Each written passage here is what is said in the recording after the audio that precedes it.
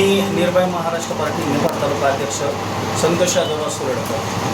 तर एक शेतकरी बांधवांसाठी विषय घेऊन आलो आहे की भाजप सरकारने इलेक्शनच्या आधी शेतकऱ्यांचा सातबारा कोरा करू असं आश्वासन दिलेलं होतं आणि काल परवाचा जो अर्थसंकल्प जाहीर झाला त्याच्यामध्ये तर डायरेक्ट त्यांनी लहान पोरांना कसं खेळणं देऊन नादी लावतो आपण तो प्रकार करून टाकलाय.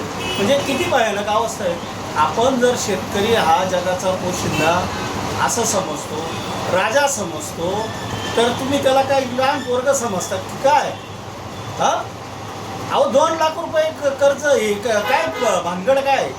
अहो एकरी फळबागेला कमीत कमी एकरी 2.5 ते 3 लाख रुपये खर्च येतो आणि 2 लाखाची कर्जमाफी म्हणजे काय केलंय तुम्ही? खेळणं दिलं लहान पोराच्या हातात. जा खेळ, रडू राहिला तू, हे चालणार नाही. हा सातबारा तुम्ही जे आश्वासन दिलं होतं कोरा करणार तो कोराच झाला पाहिजे. सगळ्यात महत्त्वाची गोष्ट आहे की जी कर्जमाफी केली ती सप्टेंबरपासून आहे. हा सप्टेंबर 2025. अहो सगळ्या शेतकऱ्यांना द्या ना साहेब तुम्ही, मग द्यायचंच येतं. देत तर काहीच नाही, फक्त दिल्यासारखं करायचं. अहो एखाद्याला भूक जर लागली ना तर त्याला पोटभर जेवायला द्या.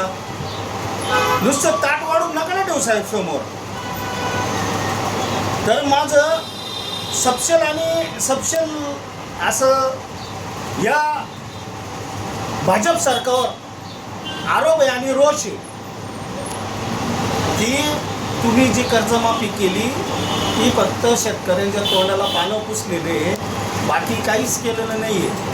आणि आपण एक शेतकरी असाल, शेतकरी पुत्र असाल तर निश्चितच ह्या गोष्टीचा परत एकदा विचार करा आणि त्या बिचाऱ्या शेतकऱ्यांना जगू द्या. काय होतं, आसमानी संकट तर त्याच्या पाचवीलाच पुजलेले, त्याच्यातून तर त्याला काही भेटतच नाही. पण कुठेतरी तो काय करतो, ती सत्ता आली तर ही काहीतरी मला मदत करेल, ती सत्ता आली तर ती मला काहीतरी मदत करेल, ह्या उद्देश मतदान करत असतो तुम्हाला. आणि तुम्ही फक्त त्याच्यावर म्हणजे त्याच्या मड्यावरचं लोणी खायला टपलेले. आश्वासन द्यायचं, सातबारा कोरा करायचं आणि 2 लाखापर्यंतचं कर्ज माफ करायचं. काय उपयोग आहे 2 लाखाचं? आमच्या नाशिक जिल्ह्यामध्ये जर कधी द्राक्ष बाग म्हणा, कांदा म्हणा, टोमॅटो म्हणा, ही प्रमुख पिकं आहे. अहो याचा एकरी खर्च आता काय, तुम्ही शेतकरी नाही ना, तुम्हाला कळलं असतं साहेब. एकरी खर्च 2.5 ते 3 लाख रुपये येतो आणि तुम्ही 2 लाख रुपये माफ करणार फक्त शेतकऱ्याचे. ही नीतिमत्ता नाही आहे. भांडवलशाही झालीच पाहिजे, भांडवलशाहीला मदतही झालीच पाहिजे, परंतु त्या भांडवलशाहीसाठी जिथून उत्पन्न घेतलं जातं असं नको व्हायला. मागे एकदा झालं होतं, शेतकऱ्यांनी शेतीतला माल पिकवणं बंद केलं होतं. असं जर झालं तर तुम्ही आम्ही इतके मोठ्याले पोट आहे बघा, त्याला सुकायला वेळ नाही लागणार. तर प्रामाणिक सरकारला माझी इच्छा आहे की तुम्ही या गोष्टीचा परत एकदा विचार करा.